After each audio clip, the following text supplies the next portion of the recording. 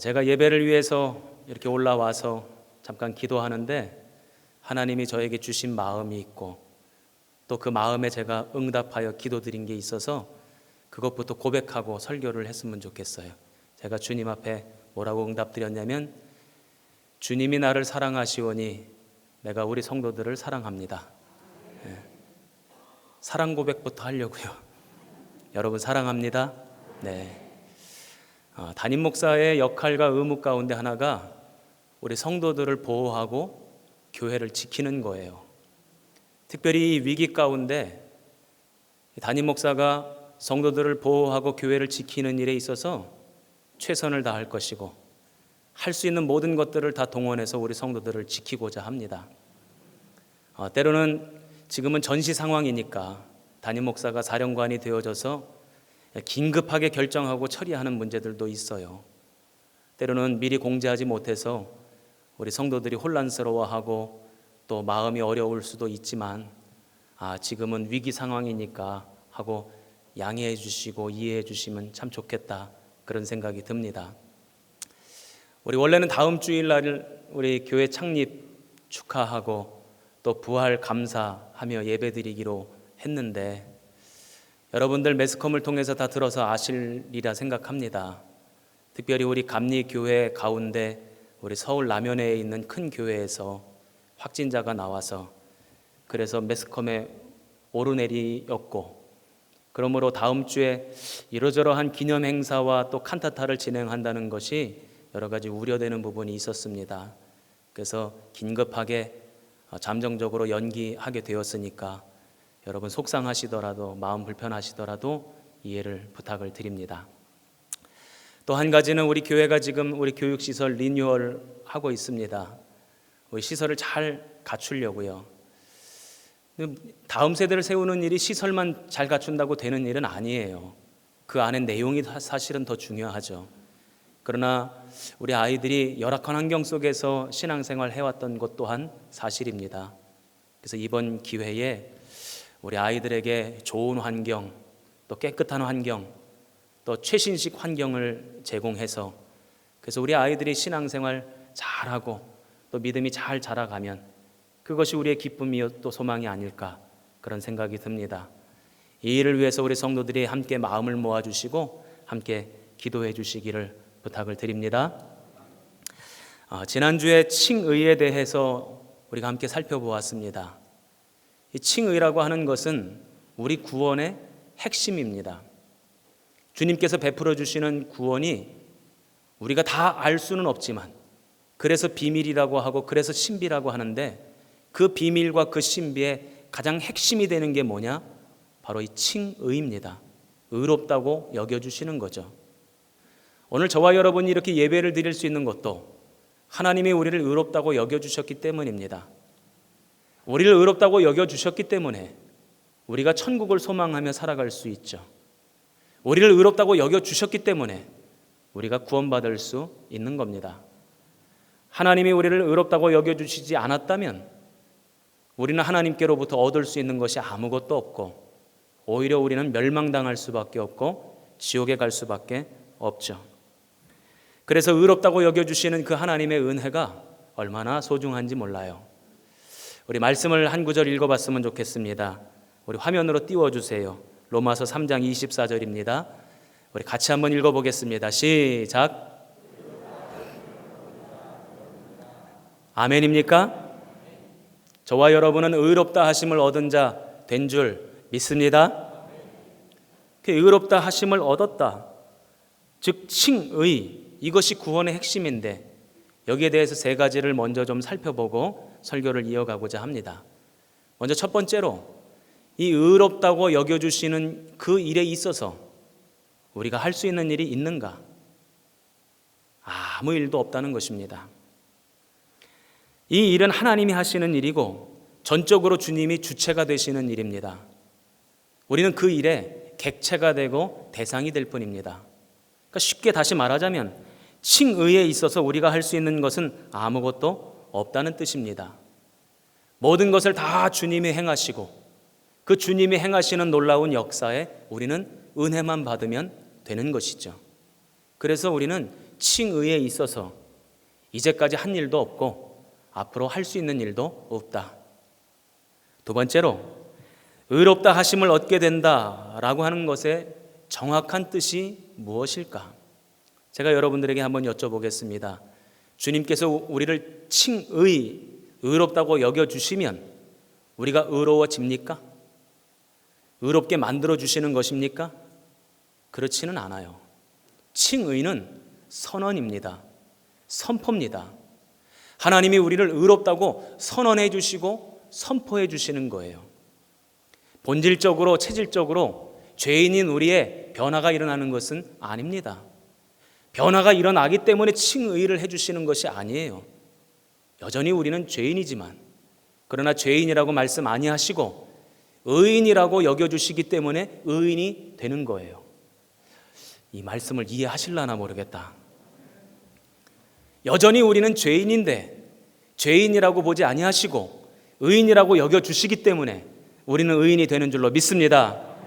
그러니까 우리의 신분이 바뀌는 거죠. 이게 바로 칭의의 원리입니다.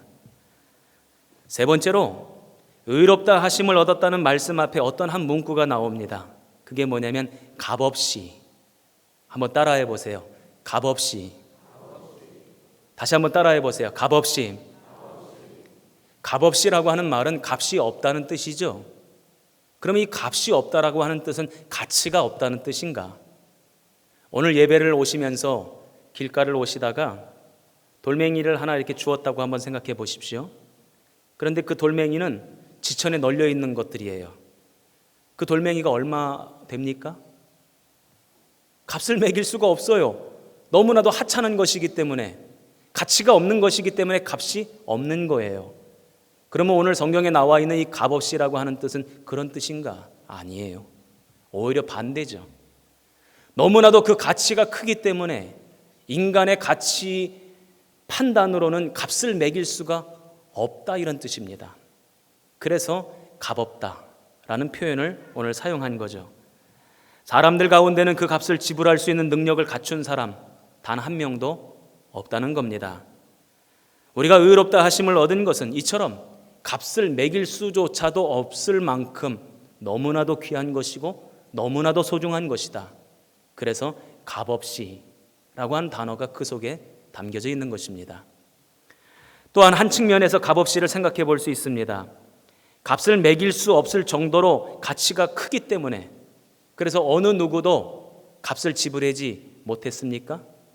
그렇지 않아요. 사람들은 값을 지불할 능력이 없어서 값을 지불하지 못했지만 누가 그 값을 지불하셨죠? 하나님이 값을 지불하셨어요. 그 가치를 대신 내셨다고요. 그래서 오늘 성경에 나와 있는 값없이는 하나님이 대신 값을 지불했으니까 너희들은 지불하지 않아도 된다. 그래서 값없이 의롭다 하심을 얻었다, 이런 뜻이기도 합니다. 그렇다면 하나님께서 우리를 의롭다고 여겨주시기 위해서 치르신 그 값은 얼마나 될까? 이것이 오늘 성경에 나와 있는 말씀이에요.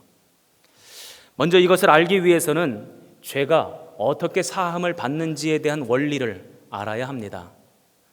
로마서 6장 23절 말씀에 보면 죄의 삭은 뭐라 그럽니까?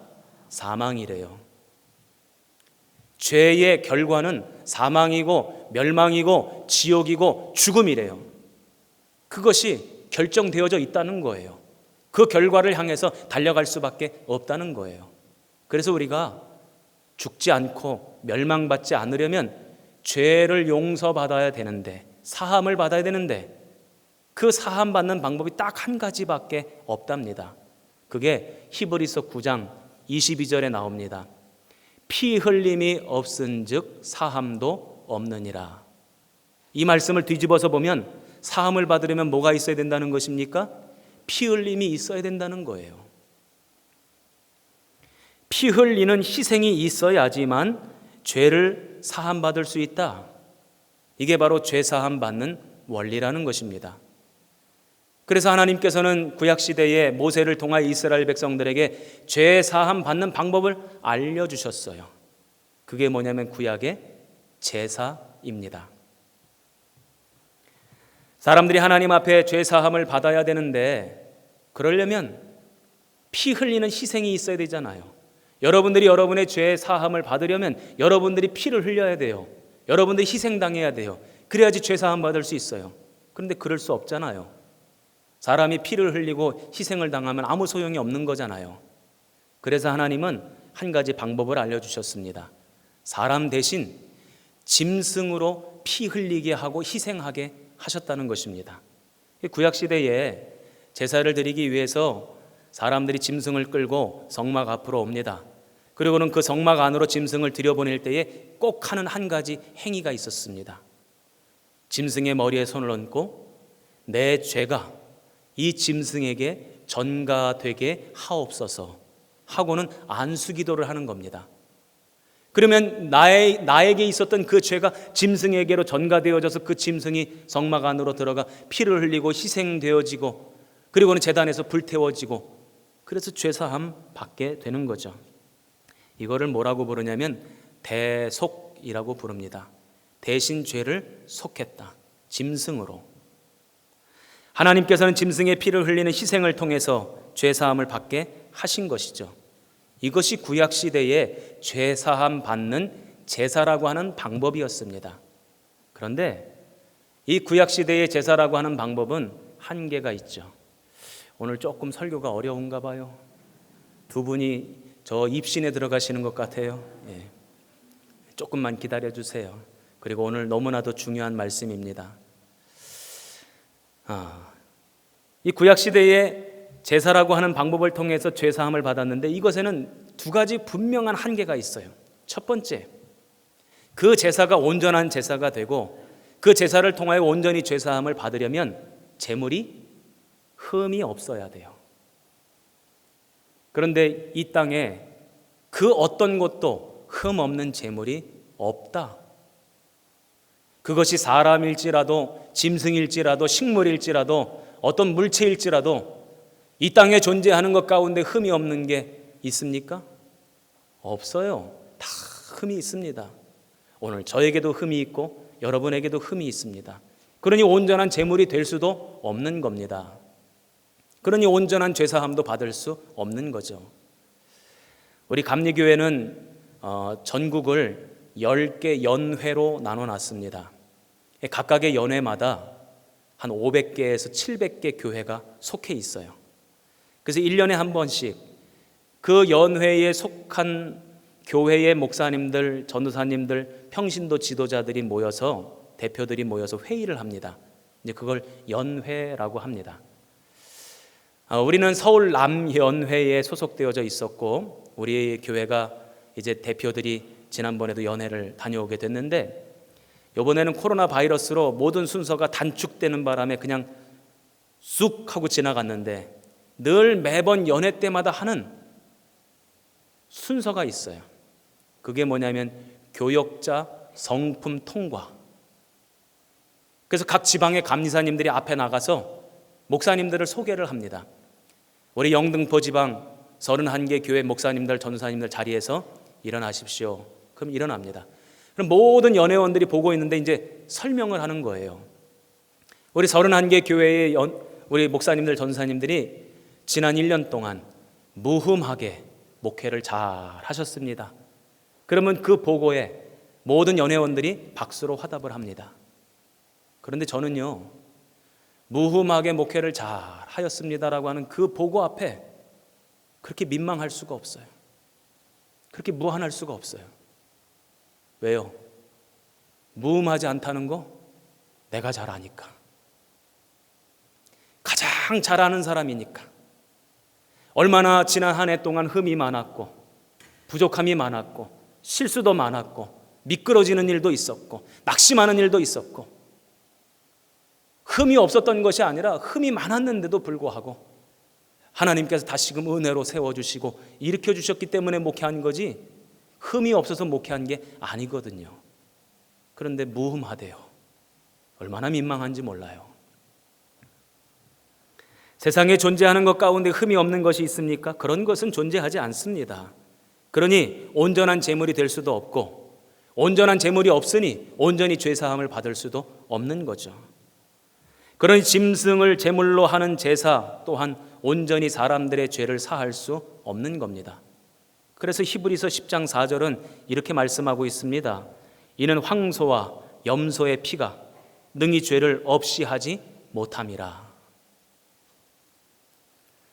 또 구약시대의 제사에 두 번째 한계가 있습니다. 그게 뭐냐면 짐승을 드리는 제사는 일회적이라는 거예요. 영원한 능력을 가지고 있지 못하다는 것입니다. 오늘 내가 제사를 드렸으면 그것으로 다시는 제사를 드리지 않아도 되는가? 아니에요. 어제 제사 드렸지만 오늘 또 드려야 되고, 오늘 제사 드렸지만 내일 또 제사를 드려야 됩니다. 그럼에도 불구하고 그 어떤 제사로도 완벽하게 죄 사함을 얻을 수 있는 것이 없다는 거예요. 히브리서 10장 1절에는 이렇게 기록되어져 있습니다. 해마다 늘 드리는 같은 제사로는 나아오는 자들을 언제나 온전하게 할 수 없느니라. 효력이 영원하지 못하다는 것입니다. 게다가 과거의 죄에만 효력이 있어요. 현재, 미래의 죄에는 효력이 없는 한계가 있죠. 그래서 짐승을 희생시켜서 드리는 제사로는 온전한 죄사함을 얻을 수 없는 것입니다. 이게 분명한 한계예요. 그래서 우리 하나님이 또 하나의 제사를 준비하시죠. 그게 무슨 제사입니까? 우리 주 예수 그리스도를 화목제물로 삼으시는 제사죠. 왜냐하면 우리 주 예수 그리스도는 흠이 없으시기 때문에 완벽한 제물이 되실 수 있는 겁니다. 단 한 번의 제사로 또한 영원한 죄사함을 받게 하실 수 있는 겁니다. 그래서 그 말씀이 히브리서 성경에 쭉 기록되어져 있어요. 제가 한번 읽어드리겠습니다. 히브리서 9장 12절. 염소와 송아지의 피로 하지 아니하고 오직 자기의 피로 영원한 속죄를 이루사 단번에 성소에 들어가셨느니라. 아멘. 히브리서 10장 14절. 그가 거룩하게 된 자들을 한 번의 제사로 영원히 온전하게 하셨느니라. 아멘. 히브리서 10장 18절입니다. 이것들을 사하셨은즉 다시 죄를 위하여 제사 드릴 것이 없느니라. 아멘. 하나님께서 당신의 독생자 아들을 제물 삼으시는 제사로 우리의 죄를 완전히 사하셨다는 거예요. 다시는 제사를 드리지 않아도 되는 놀라운 은혜를 우리에게 허락하셨다는 것입니다. 즉 하나님께서 치르신 대가가 무엇입니까? 독생자 아들을 제물되게 하셨다는 거예요. 그게 바로 하나님의 속량입니다. 성경에 보면 예수님께서 희생제물이 되셨다 이런 표현이 나옵니다. 성경에 보면 우리 구약시대에는 제사의 종류가 참 여러 가지 종류가 있었죠. 제사를 목적에 따라서 5가지로 분류하고 또 제사에 드리는 그 방법에 따라서 또 4가지로 이렇게 분류합니다. 그런데 그 여러 제사들이 있는데 왜 굳이 꼭 화목제사에 화목제물이 되게 하셨다 하는 것일까? 이것은 다음 주에 우리가 살펴볼 예정입니다. 개봉박두. 두 분 아직 입신해서 안 돌아오셔가지고 제가 농담 좀 해봤습니다. 그래서 오늘 드리는 우리 이 예배는 죄사함 받기 위해서 드리는 예배가 아니에요. 이미 우리는 죄사함 받았기 때문에, 하나님 나라 백성 되었기 때문에, 구원 받았기 때문에, 영생을 얻었기 때문에 기쁨과 감사로 드리는 찬양의 예배인 줄로 믿습니다. 이 사실을 마음으로 믿고 입으로 시인하여 날마다 감사로 예배하는 저와 여러분 되시기를 주님의 이름으로 축원합니다. 지난주에는 그래서 이 속량이라고 하는 것에 담겨져 있는 은혜가 여겨주시는 은혜가 담겨져 있다 이런 말씀을 드렸어요. 한번 따라해 보십시다. 여겨주시는 은혜. 그런데 오늘 이 속량에 제사의 방법으로 속량하셨다는 것 아닙니까? 그런데 이 제사의 방법에는 또 다른 은혜가 담겨져 있는데 그 은혜가 뭐냐면 가려주시는 은혜입니다. 한번 따라해 보세요. 가려주시는 은혜. 다시 한번 따라해 보세요. 가려주시는 은혜. 여러분 믿으십니까? 바로 희생제물의 피 흘림을 통해서 가려주시는 은혜가 있다는 거예요. 우리에게 죄가 있는데 여전히 더러운데 냄새 나는데 주님께서 그 희생제사를 통하여서 우리의 죄를 가려주셨대요. 로마서 말씀을 한번 볼까요? 3장 25절입니다. 한번 우리 열어봐 주시기 바랍니다. 로마서 3장 25절 말씀 우리 한번 열어봐 주세요.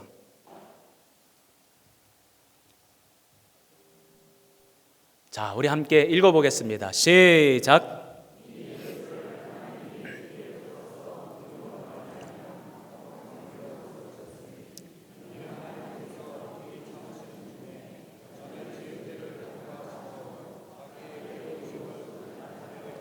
아멘. 예수님을 화목제물로 삼으셔서 그래서 하나님이 어떻게 하셨대요? 죄를 간과하셨대요. 이 간과하셨다는 뜻이 무슨 뜻일까요? 죄를 알아요. 죄를 봤어요. 그러나 못 본 척 지나쳐 주시고 넘어가 주시겠다는 거예요. 이 간과하셨다라고 하는 단어를 헬라어 원어의 뜻을 살펴보니까 이런 뜻이 있어요. 이불 같은 것으로, 헝겊 같은 것으로 덮어주셨다. 덮어주셨다는 거예요. 제사의 방법을 통해서 우리의 죄를 속량해 주시고 우리의 죄를 사해 주셨는데 그 방법 가운데 하나가 뭐냐면 우리의 죄를 가려주셨다는 것입니다.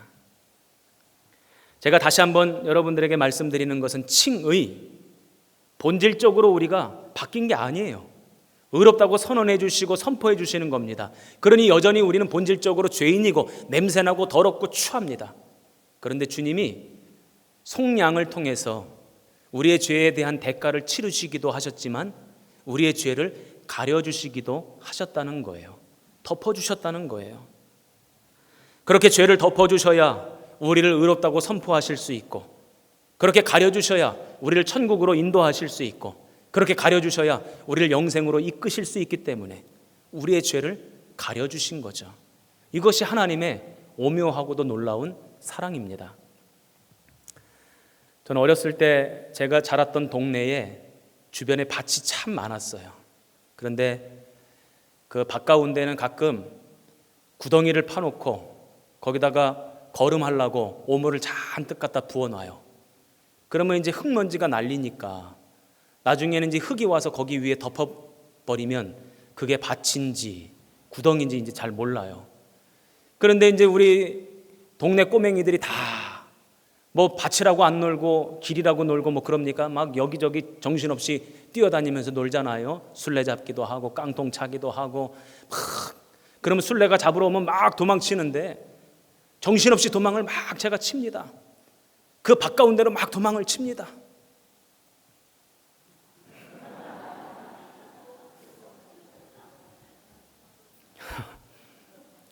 여러분 상상한 그거예요. 제가 거기에 푹 빠져버렸어요.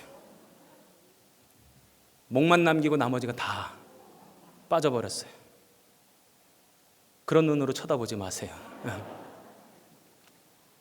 간신히 그 구덩이에서 빠져나와가지고 있는데 친구들이 막 놀리는 겁니다. 냄새 난다고, 더럽다고 막 놀려요.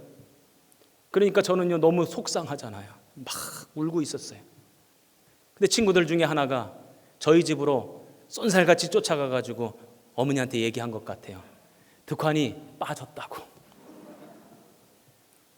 그 좀 있다가 어머니가 나오시는데 담요를 들고 나오시는 거예요. 그리고는 저를 이렇게 덮어주셨어요. 냄새 나는데 더러운데 지저분한데 덮어주셨어요. 애들이 막 놀리는데 담요로 저를 덮어주시고는 저를 집으로 데리고 가셨어요. 집에 가서요 옷을 벗지도 못했어요. 가위로 다 찢어냈어요. 그리고는 저를 어머니가 다 깨끗이 닦아주셨죠. 똑같습니다. 우리는 여전히 더럽잖아요. 지저분하잖아요. 냄새나잖아요. 그래서 사단 마귀가 오늘도 우리들을 참소합니다. 너 죄인이잖아. 너 더럽잖아. 너 냄새나잖아. 너 지저분하잖아. 그런데 네가 무슨 천국 백성이야. 네가 무슨 하나님 백성이야. 네가 무슨 구원받았어 하고 오늘도 조롱하고 손가락질합니다. 그때 우리 하나님은 당신의 독생자 아들을 제물 삼으셔서 우리의 죄를 이렇게 가려주시는 거예요. 우리의 죄를 덮어주시는 거예요. 구약시대의 제사장들이 특별한 옷을 입었습니다. 뽐내려고 특별한 옷을 입은 게 아닙니다. 특별한 신분이라는 것을 자랑하려고 그 옷을 입은 게 아니에요. 하나님 앞에 섬겨야 되는데 여전히 냄새나고 죄가 있으니 그 죄를 가리기 위해서 예복을 입은 거예요. 오늘 여러분들 앞에 서서 설교하는 이 담임 목사도 마찬가지입니다. 여러분들이랑 다른 존재이기 때문에 이 옷을 입고 있는 게 아니에요. 감히 어떻게 죄 많은 존재가 하나님의 말씀을 전할 수 있습니까? 전하면 안 되죠. 그런데 전해야 되니까 그 죄를 가리기 위해서 이 예복을 입은 겁니다. 우리 헌금위원들도 마찬가지고, 오늘 할렐루야, 우리 오케스트라도 마찬가지고, 성가대도 마찬가지예요. 여러분들 왜 그거 입고 있는지 아세요? 감히 하나님을 찬양할 수 없는 죄 많은 존재인데 찬양해야 되니까 그 죄를 가리기 위해서 그 옷을 입고 있는 거예요.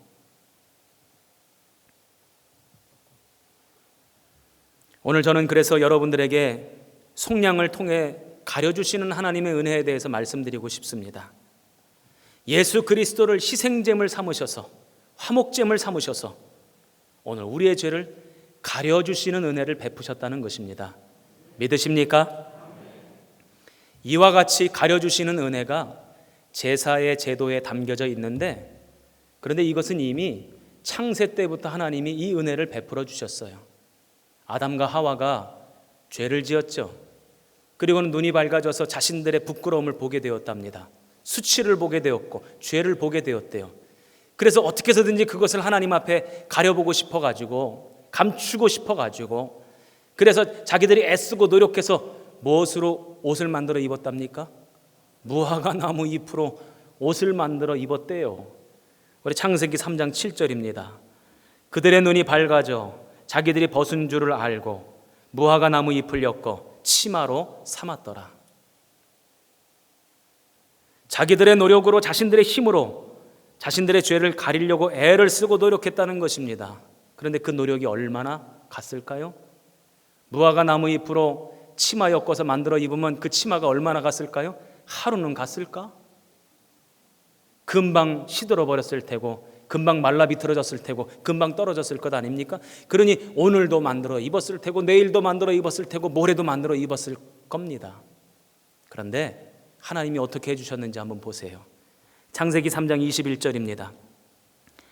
여호와 하나님이 아담과 그의 아내를 위하여 가죽옷을 지어 입히시니라. 짐승을 잡아서 그 짐승의 피를 흘리게 만들고 희생을 시켜서 그 짐승의 가죽옷으로 아담과 하와의 부끄러움을 가려주셨다는 것입니다. 이것이 구약의 제사 제도에 나오는 원리예요. 자신들이 가리려고 아무리 애를 써도 안 되는 것을 하나님께서 짐승을 잡아서 가려주셨다는 것입니다. 짐승의 피를 흘리는 제사에 바로 이런 가려주시는 은혜가 담겨져 있는 것입니다. 영적으로 보자면 내가 짐승처럼 피 흘리고 희생되고 제단에서 불태워져야 되는데, 나 대신 소가, 나 대신 양이, 나 대신 염소가 그렇게 희생된 겁니다. 그러니 그 희생된 소의 가죽을 입고, 그렇게 희생된 양의 가죽을 입고, 그렇게 희생된 염소의 가죽을 입고 우리의 부끄러움을 가릴 수 있었던 거죠. 우리 노이도 장로님 같은 경우는 우리 한자를 연구하세요. 한자 가운데 성경과 연관되는 것들을 이제 공부하시고 연구하시고 뭐 책도 나오신다고 그러시는데, 저는 한자는 잘 사실 모릅니다. 그런데 한자 가운데 아주 의미심장한 한 글자가 있어요. 의로울 의자. 그 의로울 의자를 만든 사람이 이 복음의 원리를 알고 만들었는지 모르고 만들었는지는 모르겠지만 그 의로울 의자가 아주 의미심장합니다. 두 글자가 합쳐져서 의로울 의자가 되는데, 하나는 나아자입니다. 나아. 그 위에 양양자가 있어요. 내 위에 양이 덮어주니 어떻게 됐다고요? 의로워졌다는 거예요. 이것이 복음이지요. 이것이 하나님의 은혜입니다. 그래서 구약시대에는 하나님께서 짐승의 희생을 통하여 그 가죽옷으로 죄를 가려주셨다는 거예요.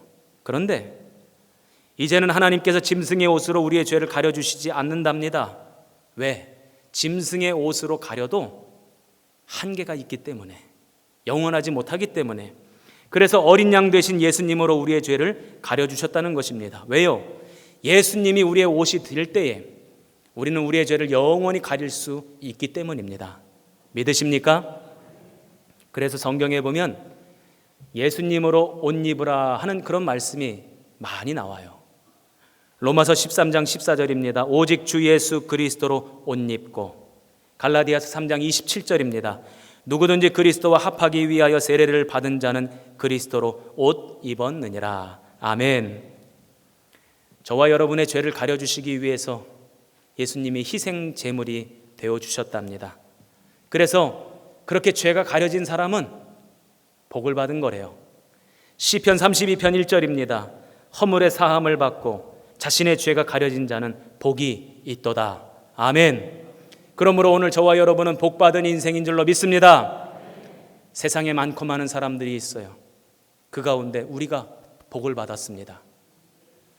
이 가려주시는 은혜를 받을 수 있는 유일한 딱 한 가지의 조건이 있습니다. 그게 뭡니까? 믿음입니다. 예수 그리스도를 믿는 것이죠.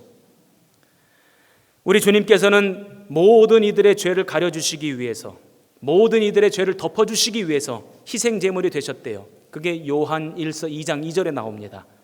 그는 우리 죄를 위한 화목 제물이니 우리만 위할 뿐 아니요 온 세상의 죄를 위하심이라. 그럼에도 불구하고 그 가려주시는 은혜를 입는 사람, 그 은혜를 받는 사람은 누구만? 믿는 사람만. 믿는 사람만 그 은혜를 받는다는 거예요. 그것이 오늘 우리가 읽은 로마서 3장 28절에 나옵니다. 그러므로 사람이 의롭다 하심을 얻는 것은 율법의 행위에 있지 않고 믿음으로 되는 줄 우리가 인정하노라. 여러분 인정하십니까? 모두에게 그 은혜를 베풀어 주시지만 그 가려주시는 은혜를 받는 사람은 예수 그리스도를 믿는 사람들만 받을 수 있다는 거예요. 요즘에 나라에서 돈 준다대요? 다들 받으셨어요?